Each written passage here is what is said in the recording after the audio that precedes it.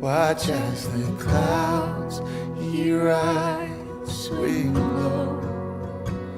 Lift up the sound as he makes our praises through.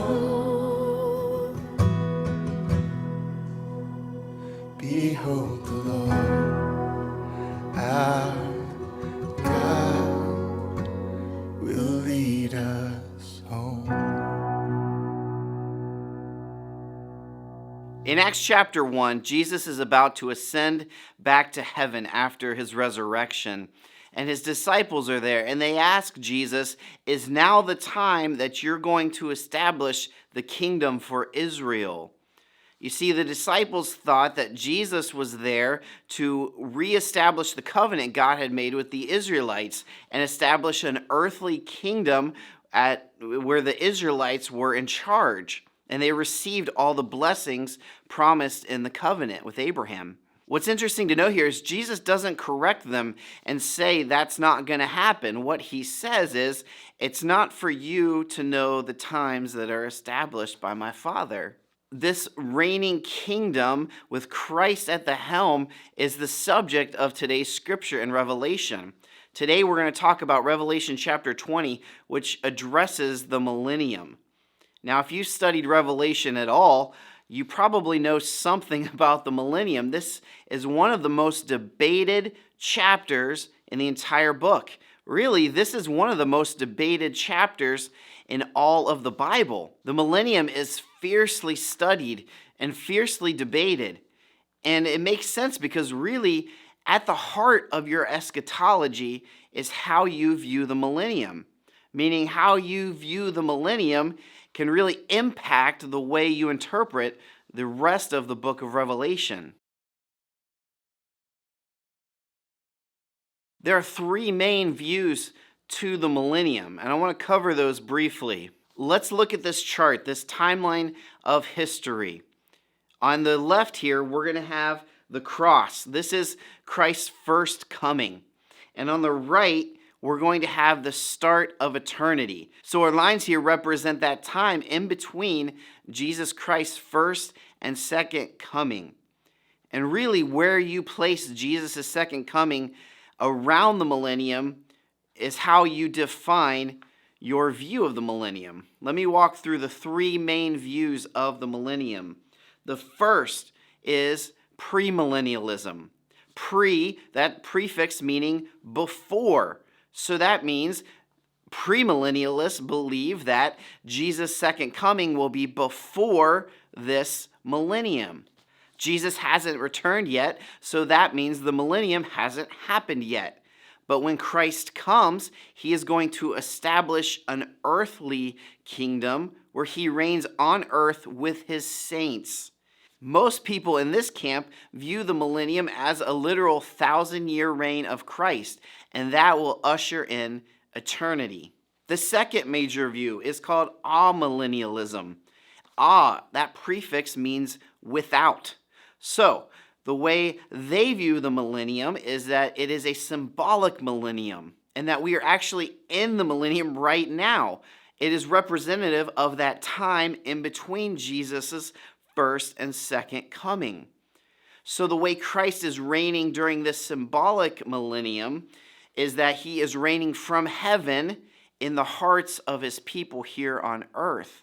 And that millennium or 1,000 years isn't a literal 1,000 years, it's a symbolic 1,000 years. And so the millennium will end and Jesus Christ will come back and initiate eternity. These are the most popular two views, premillennialism and amillennialism. Now, there is a third one I want to mention, and that's called postmillennialism. And this is the belief that the millennium is still coming, it's still in the future, but Jesus isn't going to return until after it. And this view is different in that postmillennialists believe that the world will get better and better, the conditions on earth will get better and better, the gospel will spread in the world and have more effect over the earth, and then a new kingdom will be initiated. This will be like a time of kind of supreme gospel reign for 1,000 years. And then after that time, after that millennium, then Christ will return. Now, there are problems with all three of the interpretations. And now, it doesn't mean one of them isn't right. It just means there is reasonable debate against all three of these. That's why scholars just haven't landed on a consensus for one point of view. The premillennialism and the amillennialism are the most popular two. And as we've been going through this study guide, you've probably noticed that those are the two that are talked about in our study guide. And the study guide author leans toward the amillennialism route. I personally lead toward the premillennialism route. I was raised amillennialist, and over my own personal study, I have come to the opinion that premillennialism kind of fits what Scripture says the most. Now, my point here is that this is not a doctrine worth dividing over. Eschatology can be a very contentious subject. It can cause some heated debates and people get bent out of shape. Entire churches have split over their views of just the millennium. It's interesting to note that this idea of a millennium is only mentioned in the first 6 verses of chapter 20 in Revelation. Now, there's lots of other verses that we can say point to this idea and refer to it, but the millennium, as it's being called a millennium, is really only talked about here in this small section of Scripture in Revelation. So it's important for us to take away really the message behind what's being said when these events at the end times are being described. What is happening? God is issuing judgment on his enemies. We saw the start of that last week. Well, we've really been seeing it the whole book, but last week when we saw Armageddon, we saw the beast and the prophet thrown into the lake of fire. And today we're going to see the final judgment on Satan himself. God is victorious, and those who are on his side will receive the imputed righteousness of the Son. They will spend eternity with him and reign with him. Those who do not, the non-believers, those who dwell on the earth, will suffer the consequences. We are winding down here in the book of Revelation. We've only got 3 chapters to go. And today we're going to cover chapter 20. John looks up, he sees an angel coming down from heaven. So we get this picture that John is on earth or somewhere near earth, and he sees the angel leaving heaven to come down to earth. This angel has the keys to the bottomless pit that we've already read about, and he seizes Satan, and he binds him, and he casts him into this bottomless pit. This time of the millennium is a time when Satan's powers are reduced. He is bound. He's unable to be as effective as he had been up to that point. Now, the amillennialists will look at that and say that Satan's powers have been reduced since Christ's first coming, and that's why the gospel has been able to have been spread from 12 disciples to the entire world. Satan hasn't been able to stop it and slow it down because he's been restrained. Now, the premillennialists will look at the details here, like him being thrown into the pit and it being shut and sealed over him, meaning that he'll be restrained completely. And we know just from living our life that the power of Satan has not been restrained completely yet. In fact, what does Peter say? Peter tells us that Satan is out prowling like a lion ready to devour us. Next, John sees thrones and he sees souls. He sees believers. He sees the first resurrection. He sees what is described here as a bodily resurrection of believers coming back to life to reign with Christ during this millennium. Christ has shared with us his righteousness, his perfect life, his perfect sacrifice, but he's also sharing with believers his glory in reigning as king. He is allowing believers to reign with him. And in verse 6, we get the 5th blessing of the book of Revelation. Blessed and holy is the one who shares in this first resurrection. Over such the second death has no power. What's the second death? The second death is about to be described, and that is the death that is eternal. That's the death when you are cast into that permanent state of punishment. That's hell. The first death is our physical death, when we die of our physical bodies. The second death is what believers will have no part in. So you might be asking, why the millennium? Why do this at all? Why not just initiate eternity? Why bind Satan for a time only to let him out briefly again at the end of this millennium? I think what we see here, we're seeing the perfect culmination of Christ's work. We're seeing him reign as king, and on this old earth and this old heaven, we see Christ come to full realization. And through this, all the promises of the covenant with Abraham are being realized. And now the church, who is now a mix of Jews and Gentiles, those who are true believers, true and faithful witnesses to the Son, are seeing full vindication that God is who he says he is, and Jesus Christ is who he said he was. And then we see the final defeat of Satan.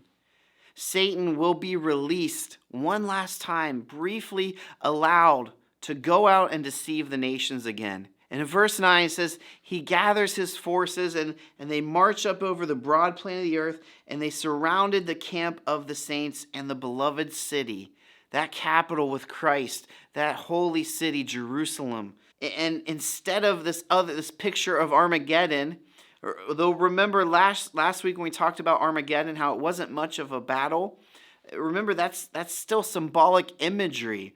It wasn't necessarily that a war or a battle took place, but it symbolizes the defeat. And again, last week we saw the defeat of the beast and the prophet. Today we see the defeat of Satan himself. All of those who were following Satan were consumed, and Satan himself is thrown into the lake of fire. He joins the other two in his unholy trinity and says they will be tormented day and night forever and ever. An ongoing separation from God, an ongoing punishment for their rebellion against the Creator. The millennium has ended, Satan has been defeated, and now comes the final judgment. This is the last stage that will usher in eternity. This is the great white throne room judgment scene. It says that the earth and sky fled away. The earth and sky, the earth and heavens, as we know them now, are going to pass away, and this is the moment that they pass away. God is preparing to make a new heaven and a new earth. We'll see that next time. But first comes the great and final judgment. It says books are opened in front of the throne. What's the content of these books? The content of these books is the content of our lives. All of the deeds of all who have ever lived. This is telling us that everyone who has ever lived is going to be judged by what they've done. Jesus said in his ministry, everything that is said in the dark will be brought to light.